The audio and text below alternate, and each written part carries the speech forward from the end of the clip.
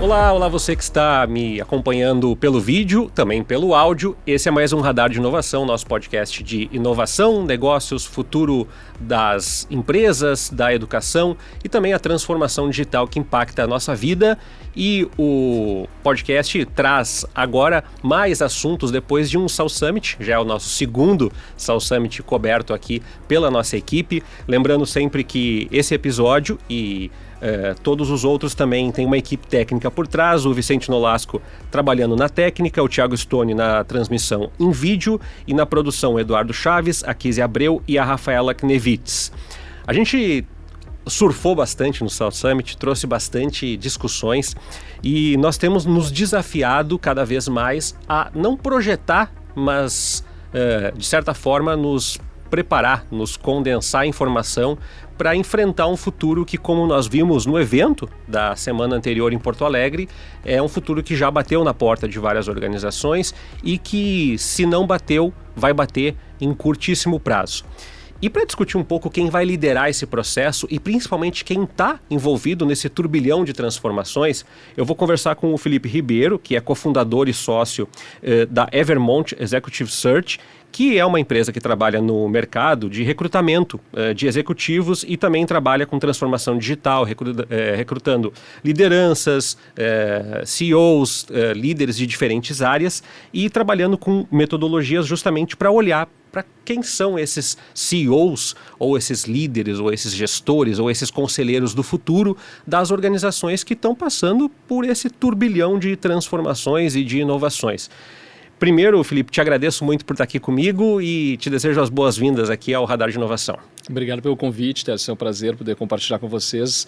De fato, é um momento ímpar na história e a tecnologia tem impactado todos os setores absolutamente e, claro, que as lideranças que estão nesses setores. A gente imaginava no passado que esse impacto seria muito mais em empresas de tecnologia diretas, mas hoje, desde o agronegócio, setor de construção, os setores mais tradicionais estão sendo impactados e disruptados muitas vezes. Então, vai ser um prazer a gente debater aqui alguns desses pontos hoje. E vou guardar o spoiler, porque não vai ser agora que eu vou falar, mas tem um estudo bem interessante que a empresa traz sobre que perfil tem essas pessoas e aí você pode pensar, porque você pode ser liderado, pode ser o líder ou pode estar fundando uma empresa e estar na condição de recrutar essas pessoas no seu futuro. Então, a primeira coisa, Felipe, vocês já nasceram como uma empresa de recrutamento num turbilhão, porque vocês nascem em 2018, aí vem pandemia, aí tem uma transformação do ponto de vista político mundial, uma série de transformações dinâmicas e uma ameaça climática. Então vocês já são especialistas, porque vocês já nascem nesse tsunami de transformações, né? É um bom ponto, porque isso explica muito da fundação da companhia. Quando a gente começa o negócio e os sócios eram oriundos de multinacionais desse setor, empresas super renomadas, com uma consistência, mas que, claro, são marcas muito grandes e que você não vai conseguir alterar a companhia do dia para a noite, né? E, ao mesmo tempo, a gente tinha um movimento de transformação digital acontecendo com muita intensidade no mundo inteiro e não era diferente do Brasil. E as demandas dos clientes eram muito óbvias nesse sentido, mesmo que de forma um pouco mais discreta. Eu quero mais agilidade, eu quero mais senso de dono, eu quero mais tecnologia, eu quero mais inteligência, eu quero menos empirismo. Isso tudo assolava e era um fantasma para uma indústria como a nossa, que é uma indústria mais tradicional, é uma indústria antiga. Se olhar até hoje, a nível de concorrentes, não só brasileiros quanto globais, ainda não mudaram. Em grande medida, ainda operam no modelo muito tradicional, porque é uma indústria tradicional, né? E essa foi a oportunidade que a gente enxergou na época, né? Porque a gente não faz esse movimento antes dos demais e vamos aproveitar que o mercado... Talvez o nosso grande risco de negócio vai ser fazer isso antes do mercado estar preparado para comprar. E a gente sabia disso, mas foi uma aposta. Graças a Deus deu muito certo. Entretanto, veio a questão da pandemia em 2020, que foi um divisor de águas, a gente sempre brinca entre os sócios, que foi aquele momento que a gente podia decidir ou ficar pequenininho e fazer aquele movimento de downsizing, de autodefesa, ou um movimento de dizer, bom, agora vamos dobrar a aposta, seja em tecnologia quanto expansão. E na época, a gente foi um dos primeiros a começar a fazer lives, por exemplo. A gente juntou os principais líderes das áreas de pessoas e os CEOs e CFOs também à época, juntamos eles em eventos online, começaram com lives para discutir temas que assolavam, ou seja, como resolver aquilo. Bom, a pandemia está posta, todos os problemas todo mundo já sabe, Não adianta a gente olhar sob uma perspectiva negativa do assunto, como é que a gente olha para frente, de forma positiva, para avançar nessas agendas. E foi o que a gente fez. E a partir dali o negócio começou a acelerar muito rápido. Assim. Então foi um crescimento enorme, a gente nunca parou, até por ter nascido nesses ambientes adversos de transformação, pandemia, não parou de investir nunca. E cada ano a gente sempre brinca que a gente tem que olhar para o ano anterior, ser grato com o que construiu, com os resultados positivos que colheu, mas sempre olhar e dizer assim, pô, um ano atrás a gente era uma empresa muito diferente do que é hoje, e tem que ser sempre esse olhar. E a gente vai falar um pouquinho disso até sob a ótica dos CEOs, de transformação e dessa revolução quase que constante. A gente vem fazendo isso ano a ano e acho que é um caminho que o mercado tem seguido também boa parte das empresas. Uma coisa que eu vou te provocar antes da gente entrar na discussão sobre recrutamento e transformação do mercado é que normalmente quando a gente fala aqui de pensar talentos e futuro e competências, trabalho, insights, é muito comum que as pessoas coloquem na caixinha. É normal, né? Quem está no microfone é jornalista, né? Então, quem recruta é profissional de recursos humanos. Mas vocês têm formações distintas e eu queria que tu falasse um pouco de que mundo vocês veem e que bagagem vocês trazem desse repertório de leitura de mercado também. E é um pouco da característica da nossa empresa, algumas empresas operam nessa lógica, mas de trazer um conhecimento mais diverso, porque a diversidade não é só a diversidade aparente, que é importante e ganhou muita força com a agenda ESG nos últimos anos, mas a gente sempre olhou muito a diversidade estrutural, a diversidade profunda, né? Ou seja, visões diferentes e extremamente enriquecedor. A gente tem entre sócios, a gente tem sócios administradores de empresas, engenheiros de controle e automação, que é o meu caso, temos economistas, psicólogos, e a gente brinca entre nós sócios, um dos sócios mais jovens, que é um psicólogo, hoje ele o perfil dele é mais similar de um engenheiro do que o meu, por exemplo. Então, a pessoa que tem aquela formação técnica na área de psicologia humanas, mas hoje, se você vê o jeito que ele opera, a divisão que ele conduz, que inclusive é a divisão de operações, que é a divisão mais técnica da Evermont, e com um sucesso absoluto. Então isso é muito bacana, essa questão de visões de mundo distintas, isso vai guiando o negócio de uma maneira muito bacana. Ora, uma visão mais expansionista, uma visão mais de rentabilidade, uma visão de tecnologia, cada um traz um pouco disso e eu acho sensacional. Então a gente tem dentro de casa assim, pessoas formadas em letras, administradores de empresas, comunicadores, relações públicas, a maior gama que você pode imaginar de formações dentro que a gente entende que é extremamente benéfico para o conhecimento da companhia. Antes da gente passar para os estudos e para análise de mercado e perfis também, ferramentas de inteligência, eu queria te perguntar onde vocês estão, porque, claro, a gente traz aqui vocês, aqui em Porto Alegre, esse posicionamento, já conhecia o trabalho de vocês, mas vocês estão em outros estados também, então fala um pouquinho dessa distribuição, onde que estão os sócios, se vocês trabalham com remoto, presencial, parte remoto, como é que funciona? Legal. A gente hoje tem 4 operações, agora mais recentemente a 5ª operação, faz poucas semanas que a gente anunciou no norte de Santa Catarina, então temos operações no Rio Grande do Sul, em Porto Alegre, Florianópolis, Santa Catarina, Joinville, subindo aqui geograficamente, Paraná, que é a nossa operação de crescimento mais exponencial nos últimos anos, e São Paulo, que é uma operação estratégica para a gente, então são as 5 operações presenciais que a gente tem. A gente opera no modelo híbrido e é uma crença muito forte de que para a gente, eu sempre faço esse parênteses, porque cada companhia tem a sua realidade, tem as suas crenças e valores, e não tem certo e errado aqui. Nós mesmos mudamos as concepções de híbrido, o híbrido que temos hoje é diferente do híbrido de 2022, que é absolutamente diferente do híbrido de 21. Então o híbrido de 22 é uma coisa, com uma operação grande que a gente tem hoje, com espaço físico muito bacana, com um time muito grande, novo, em formação, então funciona muito bem um híbrido, mas é um híbrido bastante livre, então as pessoas têm uma liberdade e quase que a vontade e a vantagem de decidir quando querem operar ou não, para o seu crescimento, para os seus eventos que temos, de acordo com o momento de carreira, liderança de times, então isso vai acontecendo quase que de uma forma muito madura, mesmo de pessoas super jovens. Isso é super bacana de ver, assim, pessoas, inclusive do nosso time de marketing aqui, que tem bastante relação com o mundo de vocês, que são pessoas jovens, de geração que está muito acostumada e gosta do trabalho remoto, mas eles fazem questão de ir para viver o ambiente, sentirem o que está acontecendo, entrevistar a gente em loco, ver o que está acontecendo e aprenderem com o ambiente. Acho que isso é muito bacana e eles têm uma boa maturidade para conduzir dessa forma.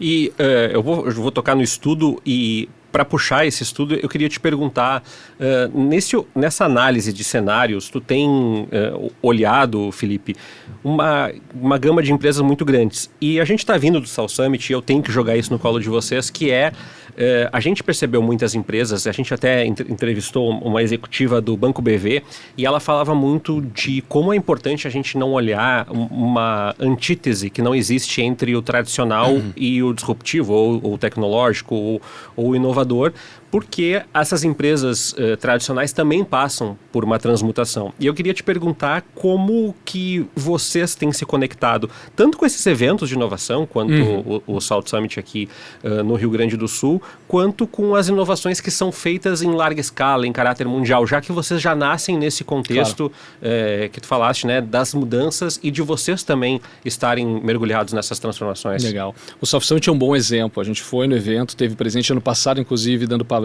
no evento. Para a gente é sensacional. É um evento que é uma conquista para o estado e para a cidade em especial. Alguns eventos internacionais também para acompanhar, e mais nichados e mais próximos da nossa indústria. Eu acho que aí é uma vertente importante que a gente não pode ignorar, mas acima de tudo, analisar os pilares centrais que a gente tem de valor no negócio, e nesses pilares está sempre sendo muito inquieto. Então, constantemente a gente está questionando os principais pilares do negócio: vendas, operações, softwares mais avançados de busca, softwares avançados de dashboards e analytics, que é algo que a gente traz com muita força. E o que a gente tem de melhor? O que a gente tem de inovação? E eu vou falar também um pouco desse ponto, não enxergar mais isso como gasto, porque é aumento de despesa. Quase sempre está envolvendo aumento de despesa, e não é pouco, via de regra. Mas é um aumento de despesa que está conectado à geração de valor e muitas vezes até uma questão de sobrevivência, que também a gente vai falar. Sustentabilidade, né? É sustentabilidade do negócio. A gente não faz esse movimento, e é uma tese que a gente tem também diferente da grande parte da nossa indústria, sempre avançar, porque são gastos que são considerados investimentos, não são custos, né? Então tem uma lógica bastante diferente que boa parte dos CEOs também a gente já recomenda como tendência até pensar dessa forma, largar aquela lógica muito clássica de olhar tudo para custo. Sim, tem coisas que são custos e podem ser comoditizadas, tratadas de formas mais simples, mas onde tem alavancas de valor muito importantes, a gente precisa tratar de uma forma diferente, especialmente com uma lógica de geração de valor adicional para os clientes.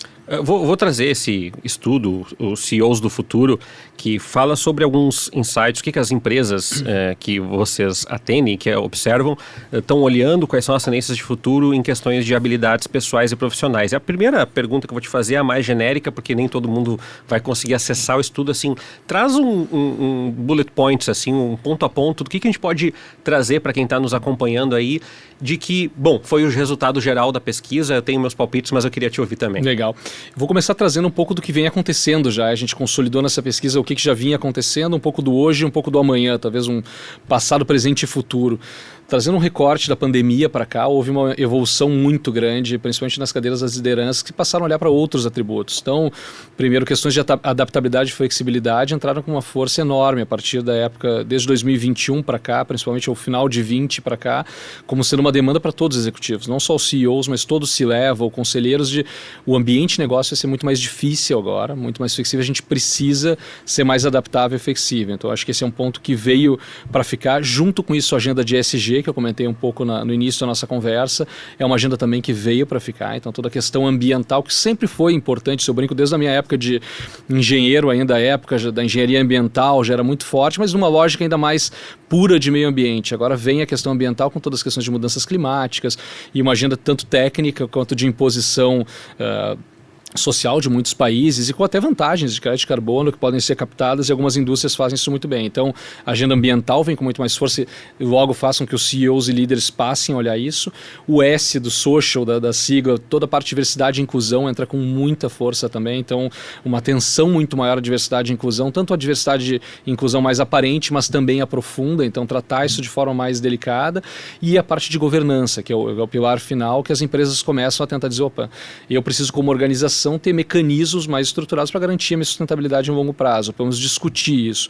E muitas empresas, principalmente controle familiar, praticamente a governança não existia. Esse é grande fato. E no Brasil, não é só no sul do Brasil, que é a nossa grande concentração de operações do Brasil, quando a gente vai para São Paulo, boa parte dos nossos clientes são empresas de controle familiar ou empresas de dono, né? E com um nível de governança baixo ainda. Então tem muita oportunidade, e isso felizmente veio avançando muito ao longo desse ciclo pós-pandêmico, onde entrou também um terceiro ponto, da questão de gestão de riscos, que a gente chama de risk management, que sempre teve, ou sempre foi importante do ponto de vista do conselho, os CEOs olhavam, mas nunca como a partir de 2021. Quem imaginava que a gente teria uma pandemia com essa escala e seus impactos? Isso estava previsto em quase nenhuma matriz de risco de companhias no mundo inteiro. Agora as companhias já começam a prever questões como essa. Quem preveria talvez uma guerra da Ucrânia agora, como estava acontecendo? E hoje, com essa conexão das cadeias muito maiores, deles, a guerra da Ucrânia impacta sim o Brasil. Impactou o agronegócio, impactou politicamente o Brasil, tanto o presidente antigo quanto o presidente atual. Então, há impactos muito grandes nessa questão geopolítica que tem que ser atentados também. Então, as matrizes de risco eram muito mais complexas, né? A questão de criptomoedas, questão de segurança da informação, uma série de outros temas entraram com muita força. E já entrando esse último também, esse foco em segurança cibernética, que é um tema que é um pânico entre boa parte dos CEOs, com várias empresas grandes públicas, que a gente acompanhou até algumas aqui do Sul, tendo tido incidentes enormes aqui que geram danos não só de ordem financeira, mas de ordem de credibilidade, outros problemas enormes. Então, esses são temas que de 21 para cá viraram praticamente padrão, eu diria, de qualquer líder de organização, seja um CEO, seja um acionista que está à frente do negócio, e também de boa parte do C-Level, que a gente chama que é o nível de diretoria, vice-presidentes que estão logo abaixo do CEO. Né? Tu falaste do C-Level, só vou colocar, porque tem muita gente que está assistindo que não é da área, né? Então a gente está falando tanto do líder executivo, financeiro, líder de várias instâncias, né? E tem empresas que chamam de outros nomes também, né? Nomenclaturas variadas. Nomenclaturas. Mas uma coisa que eu queria te puxar nisso, Felipe, que tu trouxeste agora, que é a gente usa a flexibilidade sempre como um conceito muito fácil e leve e tranquilo, e na realidade eu queria fazer essa provocação que a flexibilidade é um absurdo de dimensão nesse contexto, né? Porque muitas falam assim, não, eu sou flexível, mas não é simplesmente a flexibilidade no sentido de nós dois discutirmos se o suco é de laranja ou de uva. É flexibilidade no teu aprender diferente, na ideia de conciliar desempenhos de gerações diferentes, o próprio conceito de trabalho, que tu tá falando assim, não, eu trabalho há 40 anos aqui no escritório. Bom, talvez exista um novo jeito de trabalhar e um novo resultado. E eu queria te provocar isso. Se trabalha muitas vezes com líderes do sexo masculino e feminino que têm tradições arraigadas no seu processo, tanto de dizer isso, como eu sou engenheiro, então eu sei fazer cálculo, ou eu sou jornalista e eu sei escrever. E essa flexibilidade, ela é dolorosa. Eu vou fazer essa assertiva e eu quero te provocar com isso. Como trazer, como puxar essa flexibilidade? Porque tem gente que não tem, mas pode desenvolvê-la. Como é que se faz isso no processo de mediação, quando está se buscando um profissional, e também de apresentar isso para um profissional, de dizer, olha, precisamos de um gestor que não necessariamente seja formado em administração, mas que tenha essa e essa característica, com esse perfil. Com os clientes tem evoluído bastante. Eu vou dar o depoimento mais real possível aqui. Quando a gente está alinhando projetos com conselhos de administração, conselhos consultivos ou com acionistas, isso tem sido bem mais flexível nos últimos tempos. Então eles têm entendido, tanto é que a educação formal tem caído muito em termos de peso, o tipo de educação formal. Se você, por exemplo, é um comunicador, eu sou um engenheiro, isso já não tende a ser mais uma alavanca de restrição. Se você tem MBA em Stanford ou MBA na URGS, por exemplo, ou na PUC, isso já não tem uma grande valia. Muito mais as suas entregas, suas construções, habilidades finas e técnicas têm uma preponderância em relação a isso. 10 anos atrás não era assim. Eu posso dizer porque eu fazia os mesmos projetos há 10 anos atrás e era muito diferente. Se a pessoa não tinha um MBA internacional, por exemplo, ela estava fora do jogo, porque havia uma presunção que se ela não tivesse esse MBA, ela consequentemente não teria as capacidades. Isso mudou. Então hoje a gente tem um cenário muito diferente, de muito mais abertura por parte dos clientes em relação a esses temas. Outro tema que é importante, os clientes muito demandavam tempos longos de jornada na companhia. 5, 10 anos, se não tivesse jornadas dessa natureza, estavam fora automaticamente do processo seletivo, porque supostamente seriam pessoas sem estabilidade. Mas o que a gente vem provocando e o próprio mercado vem ajudando a endossar nosso discurso é que os ciclos de entrega são muito mais rápidos. Hoje você pode abrir uma startup, ter muito sucesso e vendê-la em 2 anos, ficar milionário e se aposentar. É possível isso hoje em dia. Há 50 anos atrás era praticamente impossível uma jornada desse tipo. E isso também na carreira executiva hoje é possível. O executivo pode entrar em 3 meses, está ambientado, plantar, como a gente brinca, fazer um ciclo de plantação em 9 meses, depois no outro ano já colher resultados excelentes, ganhar um belo bônus e trocar de empresa. E está tudo certo. Isso pode acontecer, isso pode ser calculado, inclusive. Há clientes que a gente já atendeu que num ciclo de 6 anos a gente fez a mesma cadeira 2 vezes. Então fez a primeira vez no ano 1 e depois no ano 3 fizemos novamente a cadeira e tudo certo. O cliente entende. Assim, o primeiro ciclo era um ciclo de preparação da companhia para uma organização maior, se tornar uma empresa mais visível. O segundo ciclo era uma abertura de capital. É outro perfil. Felizmente a empresa fez o ciclo tão rápido, que é uma boa notícia com quem estava e quem chegou, de forma que ela acelerou aquele tempo e agora vai para um outro ciclo. Ótimo isso acontecer, né? Então as empresas estão mais abertas a isso. Claro que que é muito difícil para uma pessoa aumentar sua flexibilidade e sua adaptabilidade. Não é uma questão que eu posso dizer para você que é trivial de construir. A gente, tomei a decisão. Eu tomei, agora vou ser flexível. É uma questão que vem desde a questão educacional, é lá da origem da nossa infância, e tem toda uma questão mais psicológica que a gente poderia explorar. Mas é um ciclo que ele demora um certo tempo. Eu acho que a primeira questão é a consciência da pessoa, a respeito disso que a gente sempre brinca, é o executivo estar consciente a respeito com feedbacks claros. Isso é uma coisa que às vezes não acontece em empresas de controle familiar, esse feedback nem sempre é tão claro. E a pessoa ter curiosidade. Se ela tiver curiosidade para expandir sua zona de conhecimento, essa vontade de aumentar a sua experiência e expertise, ela vai naturalmente criar um cenário mais favorável para se adaptar e ser mais flexível a situações novas, né? Agora, depende muito da pessoa. Acho que esse é um ponto base para que isso aconteça. Bom, tu falaste algumas características e eu registrei aqui, mas eu vou puxar uma por uma. A gente falou bastante, a gente tem vários programas sobre ESG aqui, mas uma das questões que coloca, que parece que não é mais uma discussão, porque a questão do impacto ambiental já está mexendo diretamente no orçamento das empresas, na própria projeção de lucro que se faz operacional, e como tu falaste, exportação e importação estão sendo afetadas diretamente por efeitos climáticos, né? Ausência de mão de obra e de insumos. Eu queria te perguntar como que tem sido, a gente falou recentemente com algumas startups na área de ESG, como que tem sido o recrutamento de profissionais, tanto do ponto de vista da capacitação, ou seja, profissionais que não são especialistas em ESG, mas que são obrigados ou se deparam com esse cenário de eu preciso compreender esse movimento, quanto de empresas que procuram e têm algumas diretorias ou gerências executivas especializadas em ESG dentro das organizações, pensando nos 3 pilares, ou 2, ou um deles. Então, como é que tem sido essa jornada de vocês, esse olhar para fora? Está tranquilo? Está melhor?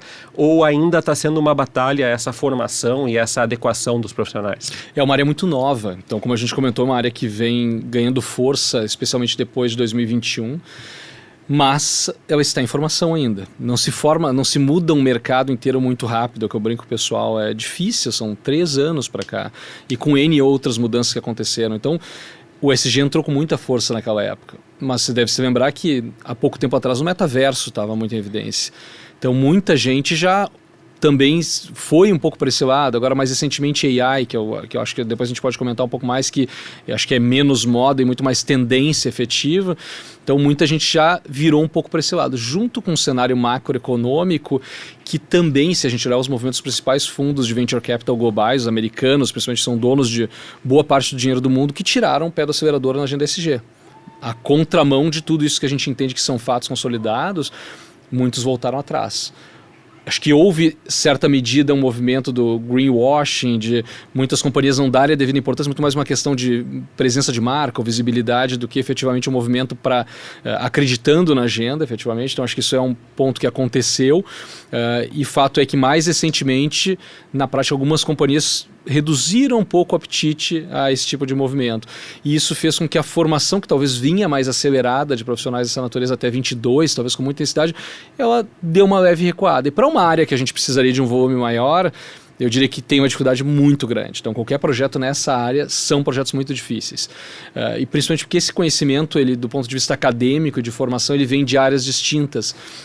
Então as pessoas não tem um bacharelado não tem uma ESG, formação né? em ESG. Então vem uma pessoa que é da engenharia, vamos pegar grosso modo aqui, os engenheiros ambientais, com toda a tecnicidade do tema, são a perna do E. A turma de RH talvez venha para mais a agenda do social, responsabilidade social e diversidade. E já o time de compliance jurídico, mais na linha de governança. Então são 3 mundos. O que normalmente acontece numa cadeira como essa é que a gente faz escolhas. Para cada companhia, o que é mais importante do ponto de vista do seu negócio? Na minha companhia é o pilar de diversidade. Bom, então aqui a gente precisa de uma pessoa que domine mais isso e vai abraçar os outros pilares com seus especialistas embaixo. Então é como a gente compõe essas equipes quando não há o especialista que domina o assunto. E essa é uma realidade de mercado. Se abrir o LinkedIn, pegar os principais nomes do Brasil de ESG em níveis vice-presidência, diretores executivos, eles quase todos são oriundos de uma dessas 3 áreas e recentemente abraçaram as demais. Agora, especialistas, os 3 é muito difícil, ainda porque é um tema muito novo. E isso é um ponto que eu estava acompanhando aqui. A gente tem ouvido isso muito dos gestores e de pessoas que estão desenvolvendo negócios e criando projetos, essa capacidade de identificar, de fazer diagnósticos. E às vezes as pessoas nos assistem e falam, é absolutamente impossível alguém dominar tudo, mas eu queria te puxar a discutir isso também, Felipe. Quando se olha para um gestor, a importância do identificar, do diagnosticar, em detrimento do executar, que muitas vezes é confundido, né? Sim. Bom, então vocês estão contratando SEOs que entendam de cibersegurança, então ele precisa saber programar e precisa... Não é necessariamente isso, né? Então eu queria que tu falasse dessa diferença da visão operacional e da visão estratégica e como que isso se materializa nessa prospecção de profissionais. Legal. Esse é um ponto importante. Um ponto é conhecer os temas e entrar com um certo nível de profundidade. Outra coisa é dominar esses temas, né? Então há temas que na minha leitura, é uma visão mais particular e posso estar equivocado daqui a alguns anos, mas entendo que AI, por exemplo, é um tema que os CEOs vão precisar de um nível de profundidade maior. Eu mesmo, sócios na companhia, a gente está entrando a fundo. Eu tenho um dos meus sócios que é economista que ele está pesquisando tal qual a engenheira responsável pelo tema na companhia. Eu estou pesquisando, então é um nível de profundidade que é tão importante essa agenda na minha leitura que ela vale um aprofundamento maior. E isso está acontecendo em conselhos de administração, em conselhos consultivos. AI é um tema que nesse grupo mesmo, mas eu tenho conselheiros, pessoas com 60, 70 anos super experientes que chegaram no topo da carreira e estão lá, já conhecem tudo, conhecem muito, sim, mas AI é um tema que até eles é necessário aprofundar porque ele é muito novo e tem um poder revolucionário muito grande.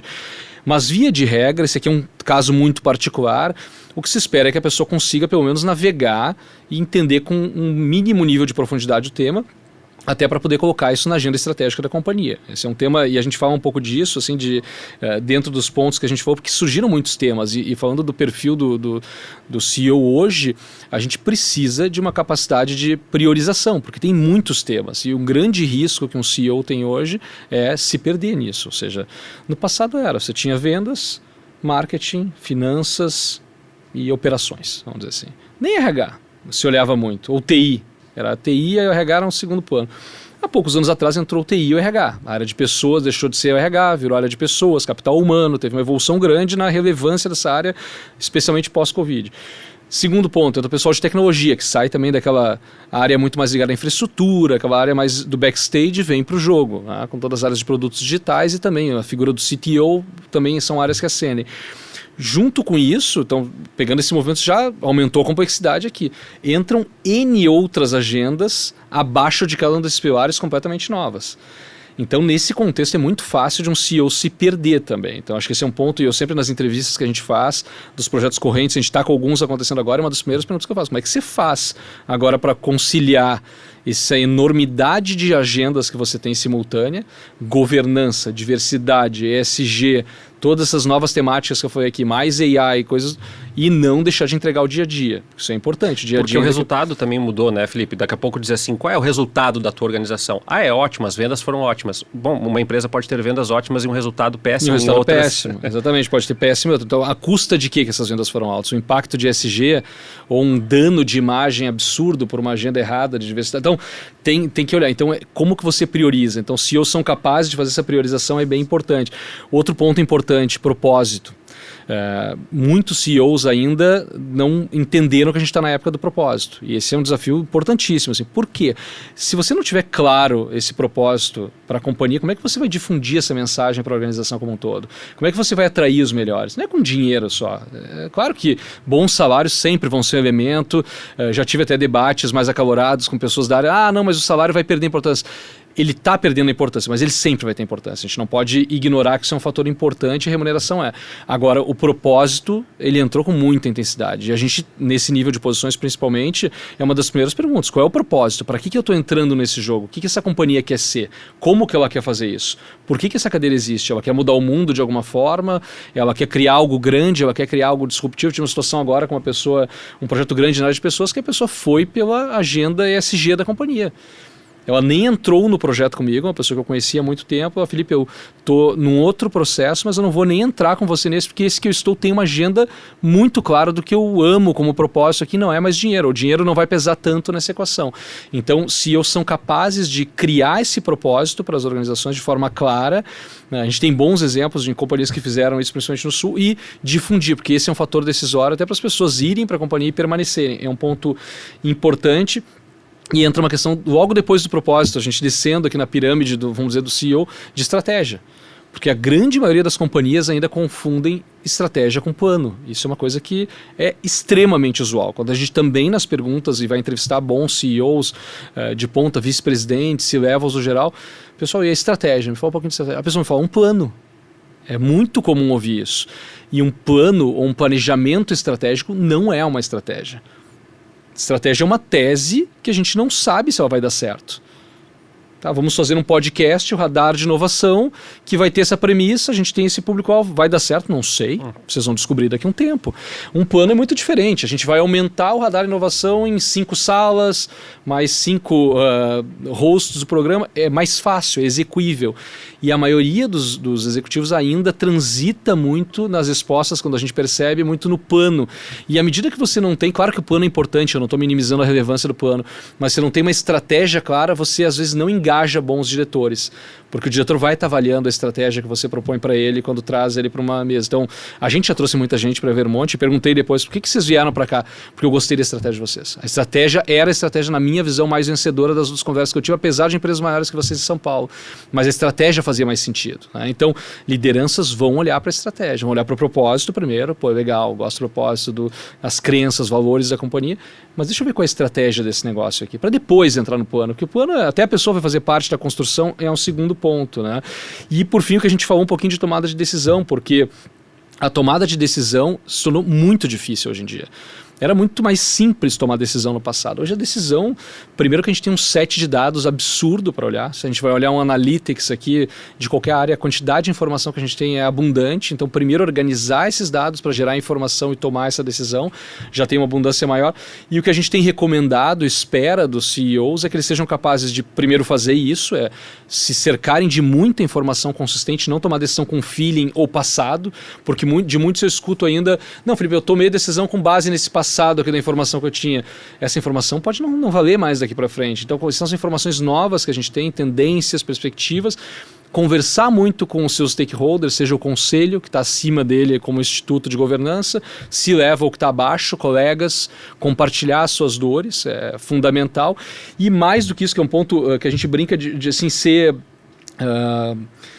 rápidos num cenário de incerteza, porque é muito difícil decidir hoje, a gente está falando aqui, concordando que é algo muito complexo, só que a gente vai ter que decidir. Então é um cenário muito difícil, a gente vai ter que tomar decisões. A gente ainda percebe muitos CEOs e número 1 de empresa que precisam de muita informação para tomar decisão. E eles não vão ter toda a informação que querem no tempo que eles precisam tomar decisão. Vamos dar o exemplo da pandemia, por exemplo. Quando foi anunciada, se eu não me engano, foi 15 de março, em torno disso. O mundo não deu para esses líderes, e aí principalmente os principais líderes das companhias áreas de pessoas, um mês para se organizarem a decidir. Eles tinham que tomar decisão em uma semana, talvez, do que fazer com a sua força de trabalho. Manda para casa, não manda? Segue a diretriz da OMS, do Ministério da Saúde, o que eu faço? Começou ali. E hoje em dia é mais ou menos isso. Claro que tem tempos e tempos, mas eu vou usar AI agora ou vou usar daqui a um ano? Se você tomar a decisão errada, talvez, pode não existir negócio daqui a um ano. Então não vai ter isso, eu digo para quase todos, e lá dentro trago isso para a decisão, a gente não vai ter todas as informações que gostaria para tomar uma decisão perfeita. Vai ser a melhor decisão que a gente podia ter tomado no momento, e é isso. Né? Eu ia te falar uma outra coisa, mas eu me provoquei por essa questão que tu colocaste agora, que é quais são as soft skills, quais são esses comportamentos que são mais... Não vou falar difíceis, porque eu acho que isso tem uma variação muito subjetiva, né? Mas quais são os soft skills que vocês têm encontrado algum grau de tensionamento na hora de recrutar pessoas?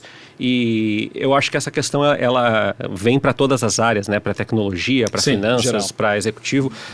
Eu peguei essa questão a partir dessa tua resposta agora, examinando essa assunção do erro, né? A gente transita entre o erro... o reconhecimento do erro. Muitas startups falam, olha, importante, já erra logo, para que possa cumprir e cometer um erro diferente, né? Daqui a um ano diferente. E quais são essas comportamentais? A gente tem falado muito de conflitos geracionais, transformações, mas eu queria te perguntar isso. Como é que vocês percebem, como é que vocês abordam essas questões comportamentais também?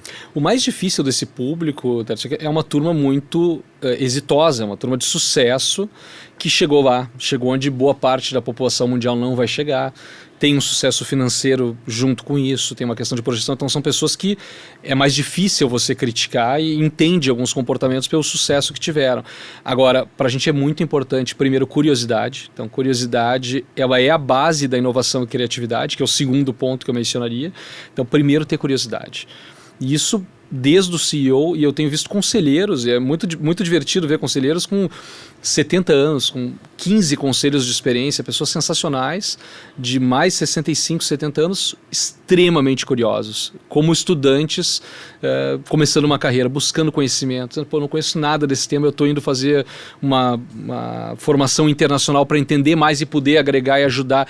Então, para mim, a curiosidade é um dos temas fundamentais e ela vai ser o insumo base para a criatividade e inovação, que é o segundo. Porque você precisa, com essa curiosidade, nutrir essa criatividade e inovação constante que é fundamental para esse sucesso. E talvez a questão de humildade intelectual. Eu acho que a humildade intelectual é um ponto muito importante nesse nível, porque, de novo, são pessoas de muito sucesso, que chegaram lá, que sabem muito e, obviamente, tem um peso o seu comentário. Agora, a gente tem que estar preparado hoje para que um estagiário entre na nossa sala e nos diga que a gente está errado. Isso pode acontecer. Eu vivi isso na pele há mais ou menos 1 ano e meio atrás, com a nossa analista de marketing à época, era uma menina brilhante, e ela mudou nossa estratégia de LinkedIn por completo. A gente chegou, a gente estava com um razoável sucesso, muito acima, inclusive, dos concorrentes, principalmente na região sul, e ela chegou e disse: vocês estão fazendo tudo errado. A grosso modo. E a minha nova proposta é essa. O que essa menina está dizendo com 3 a 6 meses de casa que eu tenho que mudar tudo que eu estou fazendo certo? Só que ela provou com dados. E aí começa o ponto interessante. Ela mostrou o porquê e as perdas que a gente estava tendo, ou as perdas de oportunidade com dados, e pediu um espaço para testar. Então, assim, eu preciso, não lembro o que ela me trouxe na época, mas mais ou menos eu preciso de 1 mês de vocês para aprovar minha tese. Se tiver tudo errado, no máximo a gente volta para de vocês, mas se eu tiver certa, a gente segue aqui. E migrou. Hoje, a gente estava olhando até os dados no LinkedIn, a gente no mundo é a 4ª empresa, ou 3ª ou 4ª empresa no mundo em engajamento na nossa indústria. Pô, uma empresa que nasceu no Rio Grande do Sul, tem 4, 5 operações, 5 anos de existência, a 4ª ou 5ª, tem apenas 2 gigantes da indústria que estão na nossa frente globais, empresas de $1 bilhão de faturamento, pô, é um resultado louvável. Então, méritos todos dela, mas nosso também de ter tido a humildade intelectual de dizer assim, pô, ela... Vamos dar essa voz, ela comprovou com dados aqui, com fatos, vamos deixar a ciência aqui à frente do nosso gut feeling que até hoje funcionou, né? Essa curiosidade que tu destacaste, ela também não é só uma curiosidade do ponto de vista dos conhecimentos duros ou dos conhecimentos científicos, não. Mas dos processos também. E eu queria que tu falasse um pouquinho disso, porque... Deve ser complicado recrutar e trabalhar com gestão de diferentes carreiras, porque vocês devem ter clientes, e já pode aproveitar e falar um pouco disso, de áreas muito distintas entre si.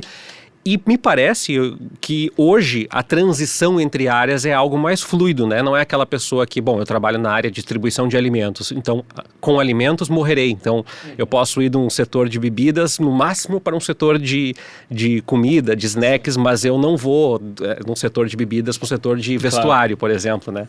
Então, como é que vocês fazem esse approach da curiosidade no processo? Como falaste da estagiária ou da analista que chega do lado, mas também de coisas que daqui a pouco organizações estão implantando, como tu falaste, né? Daqui a pouco, olha, nós estamos criando aqui um comitê de diversidade para tratar esse assunto.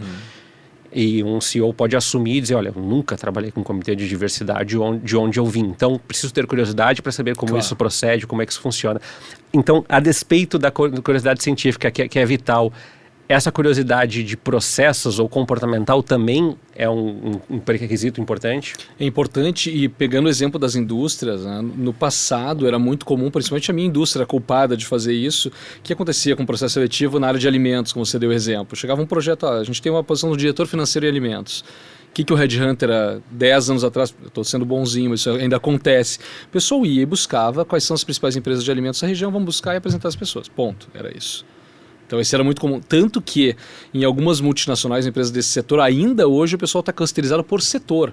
Ou seja, tem o headhunter especialista no agro, o headhunter especialista em tecnologia, em banking e nos diferentes setores de mercado. E até tive um debate mais intenso com um concorrente nosso que estava com uma conversa bacana em Nova York. E ele perguntou, por que vocês não estão orientados dessa forma como a gente está? E eu falei, porque isso não gera diversidade de pensamento para o nosso cliente. Porque a solução do setor, por exemplo, financeiro, ele pode não estar no setor financeiro. Ela pode estar em varejo, muitas vezes. E é muito comum, quando a gente atende líderes das suas indústrias, vou atender uma grande empresa do setor de moda, que é referência. E ela tem um problema X na área de tecnologia. O que me garante que eu buscando a solução de tecnologia numa outra empresa de moda que está atrás desse meu player, vai sanar o problema dele? Não, eu tenho que olhar o problema em si da companhia, isso por área, a gente tem as áreas por especialidades, área de finanças, áreas de vendas, marketing, pessoas para entender do ponto de vista da área de negócio, onde está essa melhor solução. Pode estar em mineração, dependendo. Você, Felipe, você vai buscar um cara de mineração para uma empresa de varejo, por exemplo. Dependendo da área pode ser, porque talvez em mineração haja uma solução X ou uma resolução de problema que seja exatamente o que essa empresa precisa no momento, né? Então, esse approach ficou mais criativo. As empresas já entendem um pouco disso. Isso tem acontecido com muita frequência. E nos nossos projetos todo dia, assim, a gente está procurando provocar essa diversidade mais profunda, a parte de ter trazido muitas mulheres, agora que foi um movimento muito forte de novas lideranças femininas que a gente trouxe, mas tecnicamente falando de indústrias absolutamente distintas. Pessoas de farma para operar dentro do mercado de, acho que foi bens de capital. Mas por que isso? Porque farma tem uma lógica de lançamento de produto muito mais rápida do que a lógica de bens de capital, que é um produto a cada 3 anos. E o nosso cliente precisa se reinventar mais. Vamos dar um exemplo simples aqui, indústria automotiva. A gente estava discutindo com um parceiro há pouco tempo atrás. E eu gosto muito dessa agenda, adoro carros e tudo mais. E eu sou consumidor de carro elétrico, por exemplo. Fiz o experimento e estou achando super bacana. E comentando com esse meu cliente que é do mercado automotivo, de soluções de autopeças, e a gente estava comentando, o mercado automotivo está migrando para uma lógica muito mais parecida com uma empresa de computadores, ou vamos pegar o exemplo da Apple, que eu vi que nós dois que eu tenho o telefone aqui, do que uma empresa clássica automotiva que demorava 3, 4 anos para lançar o modelo. Então vai ser, como a eletrificação é mais simples, digamos assim, você troca o design do produto rápido, faz uma feature nova, muda o acabamento interno, você tem um carro novo em 1 ano. Então ciclos de lançamento de produto em algumas indústrias, como a eletrônica, eles tendem a ser muito mais úteis se a gente vai pensar em marketing para uma empresa automotiva, do que talvez um ciclo de bens de capital, de máquinas agrícolas, né? Então, cada setor vai começar a ter soluções diferentes. E aí, para a gente ficou mais desafiador, claro, ficou mais difícil. Então, a gente exige mais dos consultores um conhecimento mais profundo de mercado, a gente tem que pesquisar mais, usar próprias ferramentas de AI para nos ajudar a chegar a essas conclusões, porque nem sempre a gente vai ter todas as soluções, mas a ferramenta de AI já nos deu ideias muito bacanas. Você já pensou em usar segmento de celulose e papel para determinado setor de mineração? Tipo, não tinha, porque ele tem essa dinâmica parecida. Então, são coisas que nós, como consultores, temos que usar para ajudar os clientes a pensar fora da caixa. Ô, Felipe, uma coisa que provavelmente nossos ouvintes, a gente tem muitos ouvintes que vêm de startups ou que produziram, e que é um lugar onde essas dinâmicas acontecem desde o nascedouro, né? Então, uma dentista que gera uma startup na área de recursos humanos e um engenheiro que faz uma startup com trabalho de vendas. Como que quem está nos assistindo tem se provocado? Isso assim, bom, eu me identifico com algumas falas que o Felipe fez, mas eu não tenho 30 anos de experiência no setor tal. Ou eu não tenho 10 anos de gestão, no entanto, eu já fundei uma empresa e já vendi uma empresa e já fui para outros setores e tal. Eu queria que tu falasse um pouco sobre como ascender, ou seja, como que as pessoas podem se perceber como posições executivas, ainda que elas não estejam daqui a pouco numa multinacional exercendo, mas que elas possam ser vistas e também ser colocadas. A gente que está nos assistindo daqui a pouco diz assim, olha, eu não tenho posição de CEO, mas eu já atuei isso, ou seja, as competências que tu falaste agora eu entreguei já em alguns momentos, já tenho resultados. Qual é o gap? Como é que se dá esse pulo? Não é uma pergunta fácil, porque ela é muito customizada para cada uma das situações. A primeira questão é a pessoa ter uma clareza e identificar o que falta. Eu recebo muitos profissionais, às vezes conversando há mais de 12 anos que eu faço isso, com uma pergunta similar, mas sem a pessoa ter feito a autorreflexão. E o primeiro ponto sempre que eu digo, você já fez o que falta? Eu nunca tive uma empresa grande na minha história, sempre empresas de faturamento pequeno. Tá, se você almeja uma cadeira numa empresa maior, você vai ter que dar um passo atrás para uma multinacional maior. É muito comum. Eu sou um diretor de uma startup de 10 milhões de faturamento, mas o meu sonho é ser o diretor de uma super multinacional. Bom, você vai ter que estar disposto a dar um passo lateral, descer um pouquinho, talvez hierarquicamente falando, numa organização maior. Ou vai ter um budget, em vez de, sei lá, gerenciar um orçamento de 5 milhões, de 150 milhões. Só que com um cargo menor, eventualmente, mas até com remuneração maior no final do dia. Então, esses movimentos, essas carreiras mais assíncronas, são pontos que o pessoal pode usar como elemento de construir esses planos. Mesma coisa alguém de multinacional. Quero sair da multinacional, que é o mais comum talvez, quero sair da multinacional de uma empresa de grande porte mais tradicional e quero entrar numa empresa de tecnologia mais leve, mais rápida, que está crescendo. Como que eu me adapto a isso, né? Bom, você vai ter que ter algumas exposições. E eu dou sempre o exemplo dos benefícios. Você não pode esperar talvez de uma startup que está avançando um super programa de benefícios com o benefício do car allowance, que a gente chama que é o carro corporativo. Não vai ter, é mais incomum nesse tipo de empresa tu encontrar. Então, algumas coisas você vai ter que estar disposto a abrir mão para ingressar nesse novo lugar que você ainda não conhece e que vai ter que estar aberto. E ao mesmo tempo está aberto, né? Aí volta a questão de adaptabilidade, que ela vai ser provocada nesse momento que a pessoa vai estranhar. No começo tem um ambiente novo, é uma cultura absolutamente distinta, a pessoa vai ter que estar preparada para também conseguir suceder dentro dessa cultura.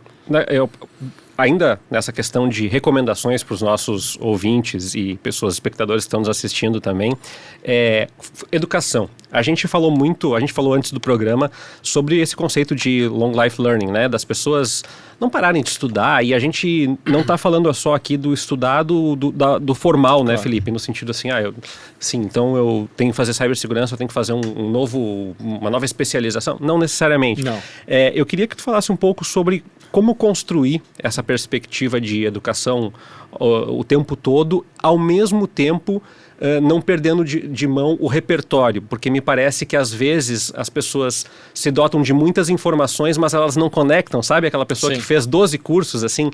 Então tá, conecta esses 12 cursos na realidade. Não, eu fiz esse de marketing, esse de finanças, esse de recursos humanos, esse de compreensão de cultura organizacional, sim, mas como é que eles conversam entre si? Então, como conciliar isso e que dica que a gente pode dar para as pessoas que estão nesse processo de carreira, de ascensão de carreira, no sentido da sua formação educacional? Eu sugiro sempre conectar os seus desafios no seu trabalho atual. Essa é a maneira mais fácil. Então, você tem um desafio X, um desafio a gente fala muito de AI aqui, de aumentar a utilização de AI na minha companhia, na minha área.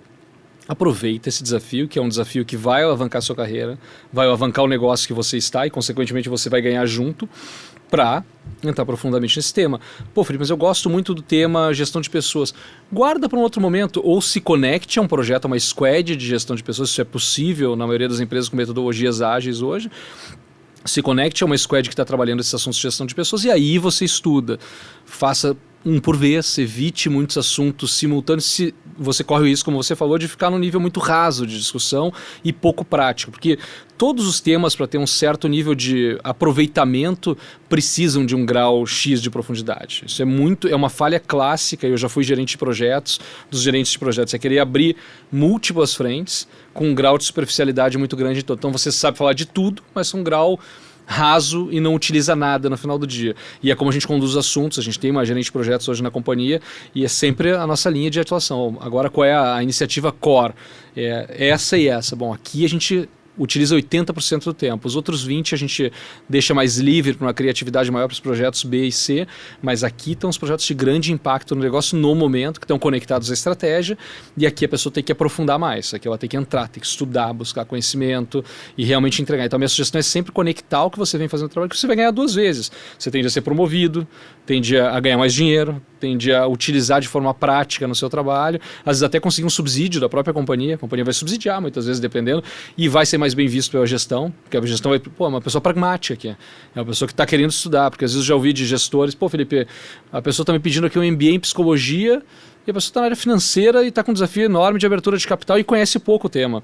Será que eu não deveria estar estudando mais sobre ciclos de IPO aqui, fazendo um curso junto à B3 para aprofundar esse conhecimento que é importante para a gente agora?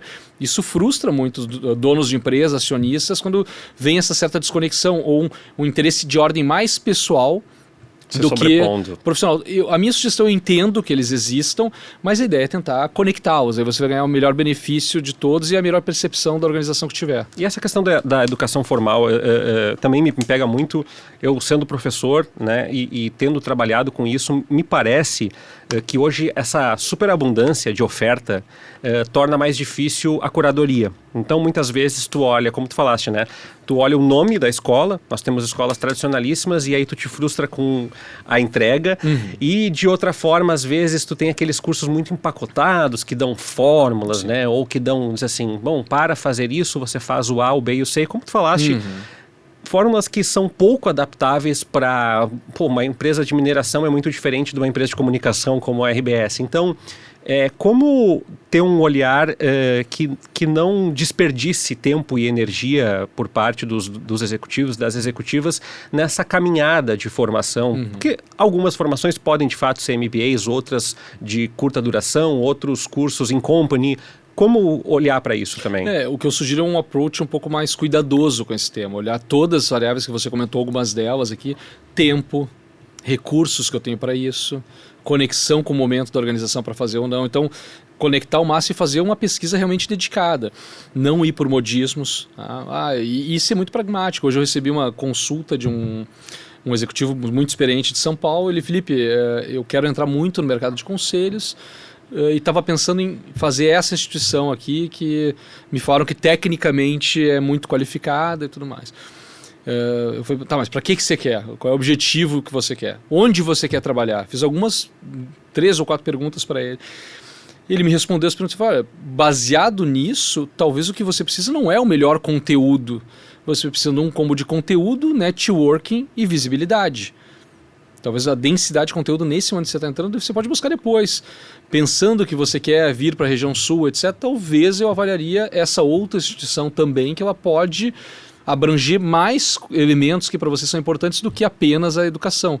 A educação por si só, talvez você busque uma nos Estados Unidos, vai ter uma de excelência com notas inquestionavelmente superiores, de uma densidade educacional maior. Agora, considerando investimento, tempo, mercado-alvo, isso tudo tem que ser colocado na mesa. Então, acho que o pessoal tende a estar fazendo análises muito superficiais nesse ponto. Acho que tem difícil, que parar, né? É difícil. Parar, pensar e montar quase como se fosse um projeto educacional. O que eu quero de fato com esse projeto, como é que se conecta ao momento que eu estou, quanto que eu tenho de budget, qual é o meu objetivo no final com isso, né? Não simplesmente fazer porque quer, ou porque alguém falou, ou que alguém recomendou, e sim uma pesquisa mais densa para tomar uma decisão mais acertada, porque a abundância é enorme de soluções. Para a gente encaminhar o encerramento, Felipe, eu vou te fazer uma última pergunta antes da despedida do serviço, para que as pessoas conheçam mais da Evermont. Deixa um apanhado de possibilidades a partir desse estudo que vocês fizeram aqui, os CEOs do futuro, das oportunidades que quem está nos assistindo pode olhar para o futuro. Porque, a despeito das dificuldades que nós temos de formação, de transformação, de turbulência, me parece que tem várias oportunidades também aí para que executivas possam se alocar nesse mercado, e alguns mercados que sequer sabem que estão sendo alocados, que as peças ainda estão sendo colocadas uma sobre a outra. Então, um apanhado de possibilidades que vem em curto e médio prazo aí. Falando um pouquinho das tendências que eu diria para todos os líderes de organizações estarem atentos. Assim, a primeira é liderar essa revolução. Assim, as empresas vão passar por uma revolução, isso é inevitável, já está acontecendo. Tem estudos de consultorias globais falando que, a gente estava até discutindo isso no começo aqui, antes de começar o programa, 45% deles acham que os negócios não vão existir como são em 10 anos. Ou seja, um número estratosférico, né? Metade numa escala global, não é Brasil, no mundo, metade quase acha que do jeito que está, os negócios não continuarão de pé daqui a 10 anos, serão inviáveis economicamente. Quer dizer o quê? Que eles vão precisar revolucionar o jeito como são. Pensar negócios de forma mais exponencial, pensar novas unidades de negócios, pensar os seus negócios de forma completamente distinta e tentar hackear o seu negócio de dentro para fora. Eu conheço um empreendedor que é brilhante, um amigo próximo, e ele tenta sempre destruir seu próprio negócio. Ele tenta sempre criar teses para destruir o próprio negócio, e se chegar uma companhia asiática aqui no Brasil com esse modelo, ele quebra o meu negócio ou não quebra? Não, não quebra. E se vier uma solução digital dessa forma, quebra ou não? Tá, eu posso fazer isso? Quem sabe isso aqui não é o futuro do meu negócio? Então, líderes que provoquem isso e não fiquem apenas olhando dia a dia, porque isso é um perigo bastante grande também. serem embaixadores de AI. Então, acho que falando de tecnologia, já teve muita moda de outras discussões e metaverso. Todas acho que em algum momento virão, mas hoje AI não é mais uma moda, hoje é uma realidade. As pessoas estão usando, a gente usa todo dia já. A gente está só aumentando a utilização, mas já é uma realidade, as ferramentas estão aumentando a sua performance dia a dia. Então, para mim, esse é um ponto que todos os líderes precisam estar totalmente conectados para garantir o sucesso da organização também. Eu acho que um ponto importante que a gente debateu rapidamente também é a lógica de custo, é deixar de olhar gasto, simplesmente gasto da mesma forma. Então tem coisas que são despesas e gastos desnecessários, são custos que a gente pode. Agora, o que for agenda de tecnologia e pessoas, muito cuidado redobrado, porque pode ser a solução do seu negócio. O que diferencia a sua companhia do concorrente? Tecnologia e pessoas. É um modelo de negócio amparado por tecnologia diferenciado e pessoas. Isso praticamente com a abundância de dinheiro que existe no mundo hoje é basicamente o que diferencia. Quando você vai no South Summit e conversa com os investidores, é isso. Um negócio ele é vencedor em relação ao outro pela tecnologia que tem modelo de negócio e as pessoas estão operando ele. Ponto. Né? Então, acho que esse é um ponto bastante importante. Então, e talvez por fim, um ponto que a gente vem falando muito, que é essa agenda de multissucessores. Assim, é que antes os executivos pensarem em formar uma pessoa. Esqueçam isso. A gente tem que pensar em múltiplos sucessores. Se perguntar, Felipe, quem é o seu sucessor na Evermont daqui a 10 anos? Não sei, podem ser 8 pessoas hoje. E eu estou tentando trabalhar com os sócios 8 potenciais sucessores. Porque eu não sei se a Evermont no futuro, o meu maior negócio é ser recrutamento executivo. Pode ser talvez outra coisa. E a gente está discutindo essas outras coisas para daqui a um tempo. Então, eu preciso ter os líderes que conheçam essas outras coisas, sejam hábeis para tocar essas outras coisas, porque a solução pode não ser, talvez, o sócio mais provável de recrutamento executivo, e sim outra unidade de negócio. Dá um serviço, Felipe, já te agradecendo bastante, Felipe Ribeiro, cofundador da Evermont Executive Search, te agradecendo por estar aqui com a gente. Dá um serviço para todo mundo que está nos acompanhando, seguir vocês, acompanhar vocês. Já fez uma propaganda no LinkedIn, mas agora fala direitinho para as pessoas acharem o LinkedIn e também as outras redes e site de vocês. Legal. O caminho mais fácil é o site, que é o www.evermont.com, sem o BR. É o nosso site oficial e todas as redes sociais estão lá. A gente também está no Instagram, mas a grande rede que a gente acaba divulgando um conteúdo de maior interesse do pessoal, que são os artigos técnicos, que falam boa parte do que eu falei aqui, e tem as newsletters também, e as posições, que é o que interessa, obviamente, quem também está em grande parte, estão no LinkedIn. Então, acho que é o melhor caminho para o pessoal seguir, se conectar no LinkedIn, Instagram, o X também é uma plataforma importante para a gente, mas a principal segue sendo o LinkedIn. E a gente consolida lá os documentos todos. Te agradeço muito por estar aqui com a gente, Felipe. Prazer, meu cara, obrigado. E eu agradeço muito a tua audiência. Depois procura lá Evermonte com E no final, lá no LinkedIn. A tua audiência também pedindo para te compartilhar a palavra do Felipe com outras pessoas, nas plataformas de áudio, também no YouTube, e nos acompanha na Gaúcha aos domingos. A gente volta na semana que vem com mais um Radar de Inovação. Até lá!